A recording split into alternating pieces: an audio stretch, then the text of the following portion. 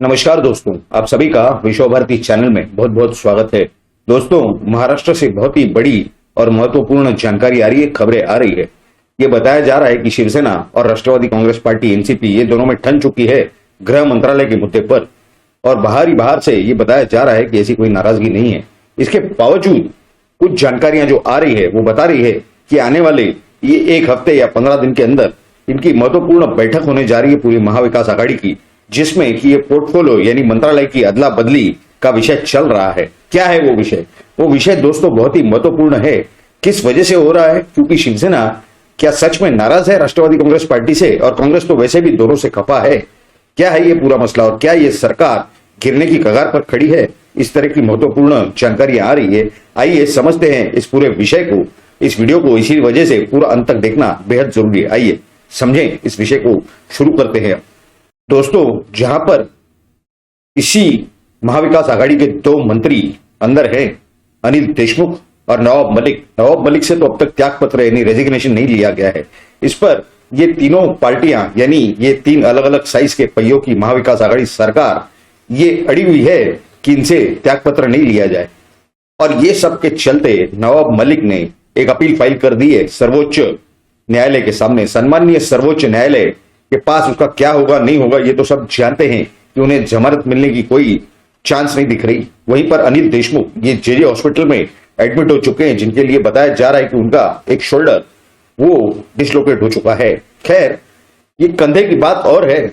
सवाल अब ये है कि जितने ये मंत्रियों के ऊपर ईडी की इंक्वायरी, इनकम टैक्स की जांच, ईडी का जो पूरे एफआईआर हुए हैं, वो यहां तक कि 2019 के चुनाव में जब भारतीय जनता पार्टी के साथ मिलकर शिवसेना ने चुनाव लड़े थे नरेंद्र मोदी जी के नेतृत्व में, और जब ये दोनों पार्टियों की युति को मिलकर के बहुमत प्राप्त हुआ था जनता से, जनता का ये मैंडेट उन्होंने ठुकरा करके जाकर के राष्ट्रवादी कांग्रेस पार्टी के साथ उन्होंने महाविकास आघाड़ी की स्थापना की शरद पवार के नेतृत्व में, और अपने खुद के नेता यानी माननीय उद्धव ठाकरे जी को मुख्यमंत्री बनाया।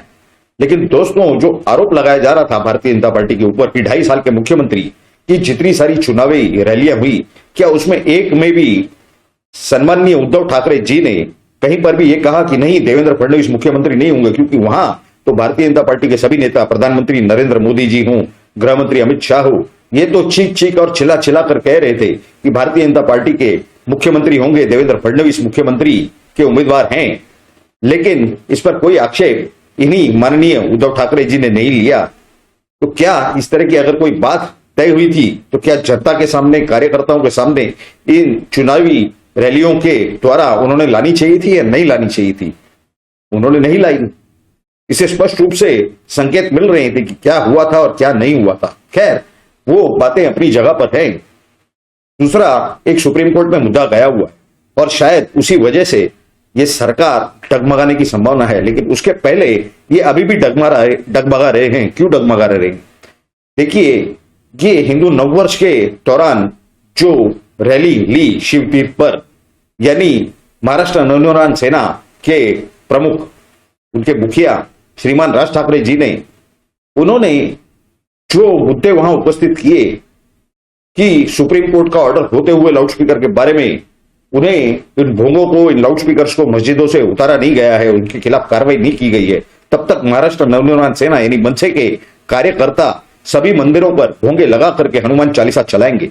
उसके ऊपर तुरंत 149 के नोटिस जारी होना चालू हो गए। गृह मंत्रालय किसके पास है? राष्ट्रवादी कांग्रेस पार्टी के पास है। और हमने पिछले कई सारे वीडियो में ये जानकारी दी है कि राष्ट्रवादी कांग्रेस पार्टी और कांग्रेस पार्टी, ये शिवसेना का जो कार्डर बेस्ड अस्तित्व है, हिंदुत्व का जो अस्तित्व है, मराठी विषय पर जो अस्तित्व है, उसे खत्म करने पर तुले हैं। और ये बात अब सच साबित होती हुई दिखाई दे रही है, क्योंकि पुलिस ने जो भी कार्रवाई की मनसे के कार्यकर्ताओं के खिलाफ, उनके पदाधिकारियों के खिलाफ, इससे स्पष्ट रूप से जाहिर हो रहा है कि इतने सारे सालों में, यानी लगभग 17 सालों के अंदर इसी पुलिस ने, इसी महाराष्ट्र की पुलिस ने कभी इन मस्जिद पे लगे हुए लाउडस्पीकर यानी भोंगों के खिलाफ कोई कार्रवाई नहीं की। इतना जोर जोर से बजाते थे। क्या है वो सुप्रीम कोर्ट का आदेश? उसमें लिखा गया है कि 75 डेसिबल्स के ऊपर अगर आवाज आता हो तो उस लाउडस्पीकर के ऊपर कार्रवाई करना जरूरी है, कानून के तहत बंधनकारक है।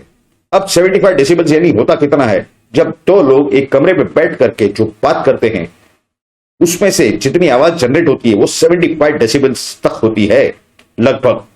उससे ज्यादा अगर आवाज हो, यानी ये लगभग एक एक 1.5 किलोमीटर तक अजान की आवाज सुनाई देती है, लेकिन पुलिस तो बहरी रहती है क्योंकि वो राजनीतिक दबाव में काम कर रही है। इस तरह की परिस्थिति लग रही है। इसी पर मोहित कंबोज ने सभी हिंदुओं को, महाराष्ट्र नवनिर्माण के मंच के मन सैनिकों को क्या कहा? उन्होंने कहा कि जिन्हें भी भोंगे चाहिए वो हमारे से आकर के मुफ्त में ले जाएं। उन्होंने ये तो नहीं कहा कि मस्जिदों के सामने जाके बजाएं, लेकिन इस पर इस कांग्रेस और राष्ट्रवादी कांग्रेस पार्टी के एक मंत्री हैं जितेंद्र आव्हाड, शरद पवार के बिल्कुल खास और करीबी माने जाते हैं। इन्होंने कहा कि ये जातीयवाद बढ़ावा दे रहे हैं, जातीयवाद का जो प्रॉब्लम क्रिएट होगा, लॉ एंड ऑर्डर का प्रॉब्लम क्रिएट होगा। अरे भाई, गृह मंत्रालय आपका नहीं है। दूसरी, तो आप जब नगर सेवक थे, आप तलवारें बांट रहे थे मुसलमानों को, हिंदू मुस्लिम के जब दंगे हुए थे 92, 93 में, 92, 93 में, तब आप नगर सेवक थे और आप क्या कह के बांट रहे थे कि हम आत्मरक्षा के लिए ये तलवारें बांट रहे हैं, यानी सेल्फ डिफेंस के लिए। तो भाई, अगर मुसलमानों को इसी संविधान के द्वारा अधिकार है कि गैर कानूनी रूप से आप भोंगे लगा करके जोर जोर से चिल्ला करके अजान दे, तो हिंदुओं को भी उतना ही अधिकार है, क्योंकि संविधान जितना मुसलमानों का है उससे कई ज्यादा हिंदुओं का है, क्योंकि हिंदुस्तान की हिंदुओं की संख्या ज्यादा है। ये बात इस महाविकास आघाड़ी के मंत्रियों के और सम्मानीय मुख्यमंत्री के कब समझ में आएगी? अब जो महत्वपूर्ण मुद्दा है, देवेंद्र फडणवीस के खास माने जाने गिरीश महाजन, जो वहां के एक विधायक हैं, उन्होंने सुप्रीम कोर्ट में याचिका फाइल की। उसके पहले वो honourable high court of Bombay के सामने गए थे, ये बताते हुए कि ये जो कुछ विधानसभा में कारोबार हुआ है, यानी स्पीकर के चुनाव का जो तरीका, जो नियम, जो रूल्स बदली किए गए हैं, वो गैर कानूनी रूप से बदली किए गए, इन्हें कोई अधिकार नहीं है। क्या हुआ था? विधानसभा में इस चीज की पेशकश हुई, उसे पास किया गया, रूल्स कमेटी के पास भेजा गया विधानसभा के, उन्होंने पास करके फिर विधानसभा में भेजा, फिर वो पास करके उन्होंने राज्यपाल के पास भेजा। राज्यपाल यानी गवर्नर, ये कस्टोडियन है कॉन्स्टिट्यूशन के, संविधान के रक्षण करता है उस प्रदेश में, उस प्रांत में, उस राज्य में। लेकिन उनसे अनुमति ली नहीं गई थी ये पूरी प्रक्रिया करने के लिए। इसके लिए तो गैर कानूनी है ही है। ऊपर से एक और दलील लगाई है इन्हीं गिरीश महाजन ने सुप्रीम कोर्ट में। उन्होंने क्या कहा है? उन्होंने ये कहा है कि 12 विधायकों को सस्पेंड करने के जो गैर कानूनी आदेश दिए गए थे 1 साल के लिए, नियम समिति में वो भी हैं, उन्हें उसमें हिस्सा लेने का मौका नहीं मिला, क्योंकि ये निलंबन होने के दूसरे ही दिन उसकी बैठक बुलाई गई। इस पूरे वाकये पर जब सुप्रीम कोर्ट के सामने आर्गुमेंट होगी, उनका अभ्यास होगा इस विषय पर, जब उनकी कोई टिप्पणी आएगी इस पर कि इन्होंने ये पूरी प्रक्रिया करने के पहले सम्माननीय राज्यपाल से पहले इसकी अनुमति लेनी चाहिए थी, वो नहीं ली गई, और इन्होंने जो कुछ तरीका अपनाया और उसके बाद फिर राज्यपाल के पास भेजा, उन महामहिम राज्यपाल ने उस पर अब तक हस्ताक्षर नहीं किए हैं, उसे मान्यता नहीं दी है, वो अभी तक प्रलंबित है और अब तो वो न्याय प्रविष्ट है। तो इस विषय में जब उनकी कोई टिप्पणी आएगी, उनके ऑर्डर में उन्हें आधार देना होगा कि किस वजह से ये सही है या गलत है। उस टिप्पणी के अंदर यह महाविकास आघाड़ी की सरकार पूरा ही उल्टा लटकने की संभावना बताई जा रही है संवैधानिक एक्सपर्ट्स द्वारा, कॉन्स्टिट्यूशनल एक्सपर्ट्स द्वारा, लीगल एक्सपर्ट्स द्वारा। और इसमें क्या खास बात है? इसमें खास बात यह है कि जितने सारे गैरकानूनी काम हुए महाराष्ट्र में, इसकी सरकार के बाद पूरी जवाबदारी आती है विधानसभा पर। यानी वो पालघर के साधुओं की हत्या हो, या फिर दिशा सालियान की हत्या हो, या फिर सुशांत सिंह राजपूत की हत्या हो, ये हर गैरकानूनी काम की, अर्नब के गैरकानूनी अरेस्ट क्यों गैरकानूनी?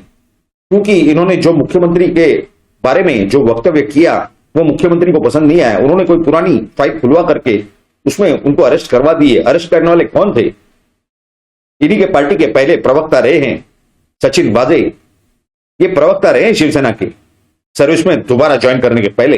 यानी कहने का मतलब यह है कि हालत ऐसी है महाराष्ट्र के अंदर कि चौबे जी चले थे छब्बे बनने, दुबे बन के आ गए। बार बार अनिल देशमुख के मामले में, नवाब मलिक के मामले में, परमवीर सिंह के मामले में इन्होंने ठोकर खाई है। और ऐसा लगता है कि यह विधानसभा, जिन्होंने सरकार का करेक्ट करने का, सही रास्ते पे जाने का तरीका नहीं बताया, रास्ता नहीं दिखाया, उसी विधानसभा के गैरकानूनी कामों पर अब तलवार चलेगी संविधान की। यानी ये सब टिप्पणियां आने के बाद राज्यपाल इस विधानसभा को ही बर्खास्त कर सकते हैं। न रहेगा पास, न बजेगी बांसुरी। यानी जब विधानसभा ही नहीं तो सरकार के अस्तित्व का कहां सवाल पैदा होता है। यानी सरकार तो बर्खास्त होगी नहीं, बर्खास्त होगी विधानसभा, और उसके बाद क्या लगेगा वहां, राष्ट्रपति शासन। और ऐसा लग रहा है कि आने वाले समय में, आने वाले नवंबर या अक्टूबर 2022 में महाराष्ट्र के भी चुनाव होने की पूरी संभावना बताई जा रही है, जहां पर 10 महानगर पालिका के चुनाव हैं, 27 जिला परिषद के चुनाव हैं और लगभग 300 नगर पंचायत के चुनाव हैं। ऐसे पूरे परिस्थिति के अंदर ये जो माहौल है और हिंदुत्व के खिलाफ जिस तरह से ये सरकार जाती हुई दिखाई दे रही है स्पष्ट रूप से, क्या उससे ये नहीं लग रहा है कि शिवसेना के पैरों तले की जो जमीन है वो मराठी मुद्दे पर हो या हिंदुत्व के मुद्दे पर हो, ये उसके पैरों तले के सरक चुकी है और इसका पूरा लाभ, इसका पूरा बेनिफिट ये महाराष्ट्र नवनिर्माण सेना को मिलने जा रहा है। आने वाले समय में महाराष्ट्र नवनिर्माण सेना का बहुत ज्यादा उसमें फायदा होने की पूरी संभावना बताई जा रही है, जमीनी सूत्रों से और विश्वसनीय सूत्रों से, राजनीतिक सूत्रों से। दूसरी बात, एक और सबसे महत्वपूर्ण बात इसके अंदर यह है कि हमने कुछ महीने पहले भी अपने कुछ वीडियोस में बताया था कि भारतीय जनता पार्टी और महाराष्ट्र नवनिर्माण सेना की युति होने जा रही है, यानी ये एक होकर के चुनाव लड़ेंगे आने वाले समय में। इसी कगार पर अब परिस्थिति पहुंच चुकी है। कल ही ये बताया गया कि देवेंद्र फडणवीस, इनसे जब पूछा गया कि क्या आपका टाइप होने वाला है मनसे के साथ, उन्होंने कहा कि आगे देखा जाएगा उस परिस्थिति पर, यानी उन्होंने नकारा नहीं। और परसों ही रात को, यानी हिंदू नववर्ष के अगले ही रात को, केंद्रीय मंत्री नितिन गडकरी ये भी राज ठाकरे साहब से मिलने गए थे। इससे स्पष्ट रूप से संकेत मिल रहा है कि 2 घंटे की जो डिनर डिप्लोमेसी चली, उसके बाद उन्होंने कहा कि कौटुंबिक भेंट थी, यानी पारिवारिक भेंट थी। इस तरह की कोई बात हो ही नहीं सकती। जब कोई 2 नेता मिले, उसमें राजनीति का थोड़ा बहुत भी डिस्कशन न हो, चर्चा न हो, यह बिल्कुल असंभव है। तो आने वाले समय में ये स्पष्ट रूप से दिखाई दे रहा है कि भारतीय जनता पार्टी और मनसे ये एक साथ चुनाव लड़ेंगे और हिंदुत्व की जो जमीन है, जो मराठी मुद्दे की जमीन है, वो अब शिवसेना के पैरों तरीके से वो पूरी जो जमीन है वो खिसकती हुई स्पष्ट रूप से दिखाई दे रही है।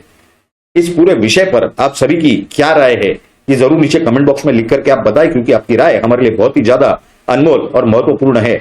और अगर आपने हमारे इस चैनल को, यानी आप ही के इस विश्व भारती चैनल को सब्सक्राइब नहीं किया है, तो जल्द से जल्द इस चैनल को सब्सक्राइब करें और सब्सक्राइब बटन के बाजू में जो बेल आइकन का स्विच दिया हुआ है उस पर क्लिक करके सभी नोटिफिकेशंस को ऑन कर दें। आप सभी लोगों ने इस वीडियो को पूरा अंत तक देखा, इसके लिए आप सभी का बहुत बहुत धन्यवाद। भारत माता की जय, जय हिंद।